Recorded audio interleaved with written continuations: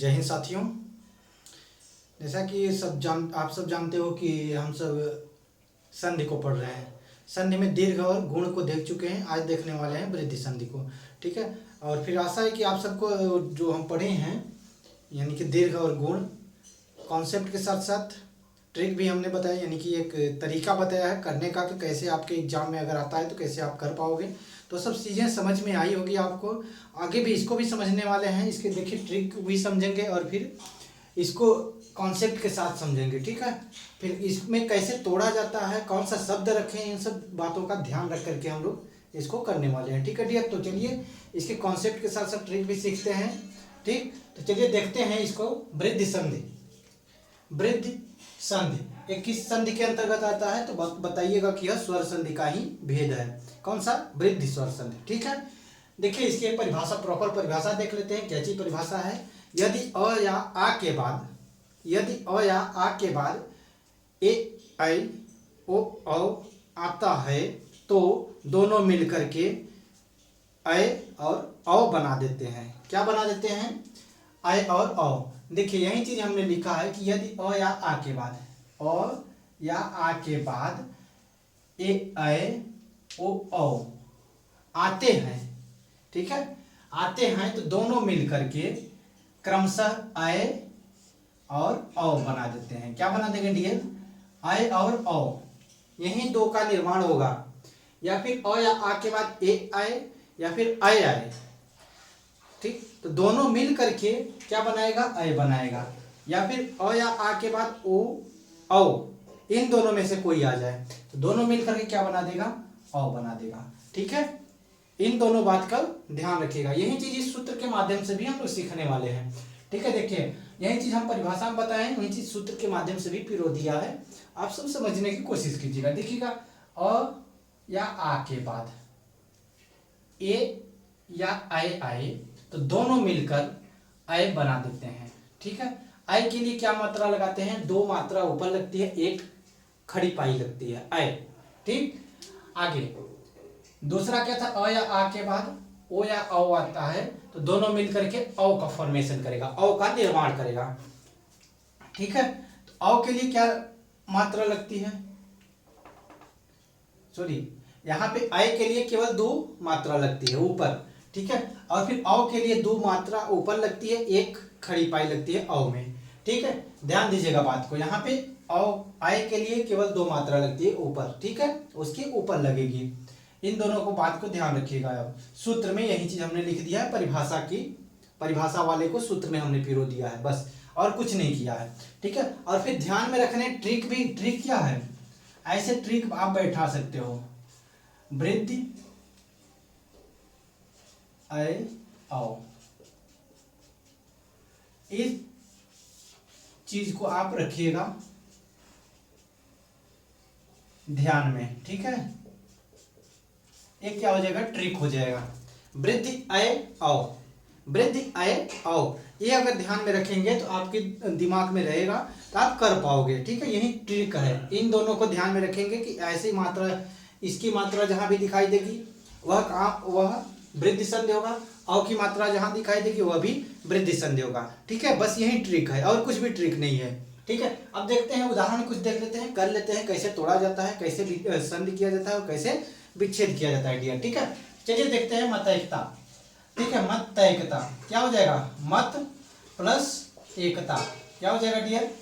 मत प्लस एकता हो जाएगा। अब देखिए इसको ध्यान से समझिएगा। हमने बोला था कि अ या आ के बाद ए या ऐ आएगा तो दोनों मिलकर के ऐ का फॉर्मेशन करेगा, ऐ का निर्माण करेगा डियर। ठीक है, तो यहाँ पे क्या था? अ था, यहाँ पे ए था, दोनों मिलकर के क्या बना देगा? ऐ बना देगा। ऐ के लिए क्या मात्रा लगेगी? डबल मात्रा लगेगी। तो देखिए क्या, त में ऐ की मात्रा लगेगी तो तय बनेगा, मत तय एकता, मतैकता। ठीक है, यही तो दो मात्रा लगी हुई है डियर। समझ में आया बात? कैसे इसका फॉर्मेशन हुआ है, कैसे निर्माण हुआ। ठीक है, आगे भी देख लेते हैं, एक और एग्जांपल देख लेते हैं। एक कैक, एक प्लस एक। अब देखिए यहाँ पे क में कौन सा मात्रा था तो बोलिएगा कि अ, और यहाँ पे क्या था? ए, दोनों मिल करके क्या बना दिया? ऐ। ठीक है, ऐ के लिए दो मात्रा लगाते हैं ऊपर, तो वही चीज तो एक कै, काय में कौन सी मात्रा लगी थी, आय की। ठीक, समझ में आया बात कैसे हो रहा है। और फिर अगर आपसे पूछता है कि इसको तोड़ा कैसे जाएगा, ठीक, यानी कि विच्छेद क्या कैसे किया जाएगा, तब फिर ऐसे कर लीजिएगा। ठीक, अगर आपसे पूछा जाएगा कि इसका संधि रूप क्या है, अगर आपसे एग्जाम में पूछता है कि इसका संधि रूप क्या है, तो आप बता सकते हो कि यहाँ पे ए और फिर क, इसमें और ए मिल करके दोनों क्या बना दिया है, क्या बना दिया है, तो बताइएगा कि आई की मात्रा लगा दिया है, तो आई की मात्रा यही तो है। समझ में आया बात। आगे देखिए, छात्र एकता, छात्र प्लस एकता, शुभ ऐसी, शुभ प्लस एसी। एसी का मतलब जानते हैं क्या होता है, एसी का मतलब होता है इच्छुक। ठीक है, शुभ शुभ एसी, शुभ की इच्छा करने वाला। ठीक है, धन एसी, धन प्लस एसी, क्या हो गया, धन की इच्छा करने, इच्छुक, इच्छा करने वाला। हितैषी, हित प्लस एसी। ऐसी मत कर दीजिएगा, ऐसी एक शब्द नहीं होता है। ठीक है, एसी मतलब होता है इच्छा करने वाला, हितैषी यानी कि हित की इच्छा करने वाला, हितैषी।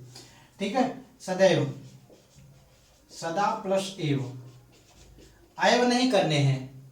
ठीक है, एव शब्द होता है, अयव नहीं होता है, ध्यान रखने हैं। ये प्रैक्टिस करने के लिए इतने हम उदाहरण लिखे हैं। ठीक है, यहाँ पे आ था, यहाँ पे ये था। ठीक है, दोनों मिल करके अय बना दिए हैं, जो कि यहाँ इसको आ और फिर ए दोनों मिल करके अय का निर्माण किए हैं। ठीक है, आगे देखिए, तथैव, तथा धन एव, यहाँ पे आ यहाँ पे ए दोनों मिल करके क्या बना दिए, अय का निर्माण कर दिए। ठीक है, वसुधा प्लस एव, क्या हो गया, वसुधैव। ठीक, आगे देखिए, पुत्र प्लस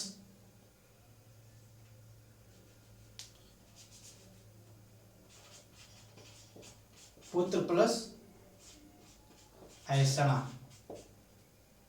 ठीक है, अगर आपसे पूछा जाता है कि पुत्र पुत्रैषणा की विच्छेद क्या है, तो आपसे ऑप्शन में ये भी रहेगा, पुत्र प्लस ऐसणा, ऐसा भी रहेगा। आप कंफ्यूज हो जाओगे कि सर क्या लगाऊं ना, कंफ्यूज नहीं होने हैं। ऐसणा में क्या करने हैं, ये वाला सही होगा, ऊपर मात्रा रहेगा आई की, ऐसणा, पुत्र धन ऐसणा। देखिए, ऐसणा का मतलब होता है कि क्या, यानी कि इच्छा, पुत्र की इच्छा की जाती है। ठीक, पुत्र ऐसणा यानी कि पुत्र की इच्छा की जाती है। और ऐसणा का मतलब होता है खोज, ऐसणा का मतलब होता है क्या चीज, खोज। यहाँ पे भी हमने लिख दिया, ऐसणा का मतलब खोज होता है, ऐसणा के मतलब इच्छा। क्या पुत्र का खोज किया जाएगा, नहीं, पुत्र की इच्छा की जाती है कि पुत्र रत्न की प्राप्ति हो, ऐसा। ठीक, लोकैषणा, लोक प्लस ऐषणा, आय की मात्रा लगानी है, ए की नहीं। ठीक है, स्वैच्छिक, स्व प्लस ऐच्छिक। ठीक है, ऐच्छिक, महेश्वर्य, महा प्लस ऐश्वर्य। महेंद्र जालिक, महा प्लस ऐन्द्र जालिक। अब बताइएगा कि ये कैसे हुआ सर, ऐन्द्र जालिक कैसे हो गया, तो मैं बता ही देता हूं सारी चीज। देखिए, महा प्लस ऐन्द्र जालिक। देखिए, ये मूल शब्द था इंद्रजाल, प्लस एक प्रत्यय लगा हुआ है। क्या लगा है, एक प्रत्यय। एक प्रत्यय का एक रूल होता है कि जहां पे ई है उसको ऐ में बदल देता है, ऊ है तो औ में बदल देता है, अगर अ है तो आ में बदल देता है। देखिए, जैसे कि यहां पे देखिएगा, अर्थ है, अर्थ में इक लगता है, क्या बन जाता है, आर्थिक। अगर अ है तो आ में बदल देता है, ई है तो आई में बदल देता है। एक प्रत्यय का एक ऐसा रूल होता है। अगर ऊ है तो औ में बदल देता है। ठीक, इस चीज को ध्यान में रखिएगा। जैसे धर्म प्लस इक क्या हो जाएगा, धार्मिक। अर्थ प्लस इक आर्थिक। ठीक है, वर्ण प्लस इक वार्णिक। वर्णिक नहीं, वार्णिक। ठीक है, ये सब चीज को ध्यान रखिएगा। तो इंद्रजालिक में एक जुड़ गया तो क्या बन गया, तो बताइएगा इंद्र जालिक, ऐसा शब्द बना सर, बना कि नहीं। तो वही इंद्रजालिक है, महाइंद्रजालिक, दोनों मिलकर के महेंद्र जालिक बना दिए। ठीक है, महोदार्य, महा प्लस औदार्य, महा प्लस औषधि। ठीक है, औषधि, औषधि नहीं होता है, औषधि होता है शुद्ध शब्द। जलौध का बताओ, बताइए जल्दी से। जल प्लस ओघ। देखिए, अब ओघ की बात आ गई है तो तीन चीज हम बता देते हैं। क्या होता है, ओघ का मतलब होता है बूंद। ओघ का मतलब क्या होता है डियर, तो बताइएगा कि बूंद होता है। लेकिन वही ओघ का मतलब पूछा जाए, ओघ, ओघ का मतलब क्या होता है, अंजल, अंजल। ठीक है, औध, और औध का मतलब पूछा जाए तो प्रवाह या बहाव होता है। जैसे जलौध, जल का प्रवाह, एक चीज। ठीक है, जलौघ, जलौघ का मतलब क्या हो गया, जल की बूंद। और जलौघ, जल प्लस ओक। ठीक, परमौज, परम प्लस ओज। जलौध, जल प्लस ओध नहीं करिएगा, औध, औध होता है, ओध नहीं। ठीक, ओघ होता है, किसको बोलते हैं, बूंद को, और औध किसको बोलते हैं, प्रवाह या बहाव को। इस चीज को ध्यान में रखिएगा। तो आपके ऑप्शन में रहेगा ओध भी रहेगा और फिर औध भी रहेगा, तो इसको आप बिल्कुल केयरफुली कीजिएगा। ठीक है, औध होता है, जलौध पूछेगा तो औध में तोड़ेंगे, ओध में नहीं। ठीक है, महोज, महा प्लस ओज। ठीक है, गंगोदक, गंगा प्लस उदक। अब देखिए, उदक की बात आ गई है तब पर भी तीन चीज बता देता हूं। देखिए, उद और उदक या ओदक, तीनों का मतलब क्या होता है, जल होता है। किसका किसका डियर, तो बताइएगा कि उद का मतलब क्या होता है, जल होता है। उदक का मतलब जल होता है। ओद का मतलब, उदक का भी मतलब जल ही होता है। ठीक है, वनौषधि का क्या हो जाएगा, वन प्लस औषधि, परम प्लस औषधि। औषधि भी रहेगा आपके ऑप्शन में, परम प्लस औषधि, तोड़ने को पूछेगा, विच्छेद करने को परम प्लस औषधि भी रहेगा, लेकिन आपको औषधि को तोड़ना है। परम प्लस औषधि, औषधि शुद्ध शब्द होता है, न कि औषधि। ठीक है, देव औदार्य, देव प्लस औदार्य। प्रौद्योगिक, प्र प्लस औद्योगिक। देखिए, अब यहां पर भी सर एक प्रत्यय लगा है। देखिए, तो इसको बता देता हूं, मिटा दो थोड़ा सा। देखिए, इसमें उद्योग मूल शब्द था, प्लस एक प्रत्यय लगा। हम बोले हैं कि एक प्रत्यय का एक रूल होता है, उ है तो औ में परिवर्तित कर देता है, अगर अ है तो आ में परिवर्तित कर देता है, पहला अक्षर, पहले अक्षर का ना। अगर ई है तो आई में परिवर्तित कर देता है। देखिए, तो उद्योग है तो इसमें क्या लग जाएगा, इक लग जाएगा। इक लगने के बाद उ को किस में बदल देंगे, औ में। ठीक है, और द्यो, ग में इक लगा दीजिए, गिक, औद्योगिक। तो यहाँ पर भी औद्योगिक हो गया। फिर प्र में और लगेगा तब यहाँ पे वृद्धि संधि का रूल फॉलो हो जाएगा, प्रौद्योगिक में बन जाएगा डियर, बन जाएगा कि नहीं। ठीक है, यही चीज समझने हैं आपको। ठीक, आगे देखते हैं कि देखिए कुछ शब्द यहाँ पे नोट करके लिखवाए हैं, लिख लीजिएगा आप भी। क्या चीज, कि ओष्ठ शब्द, यानी कि ओष्ठ, ओठ ना, ओष्ठ शब्द किसी भी शब्द में जुड़ता है तो मात्रा में वृद्धि नहीं होती है, मात्रा में वृद्धि नहीं होती है। जैसे कंठ धन ओष्ठ जुड़ेगा तो क्या हो जाएगा, कंठोष्ठ, ये होगा, न कि कंठोष्ठ, ऐसा नहीं होगा। औ की मात्रा नहीं लगेगी कि यहाँ पर वृद्धि संधि का रूल फॉलो हो गया।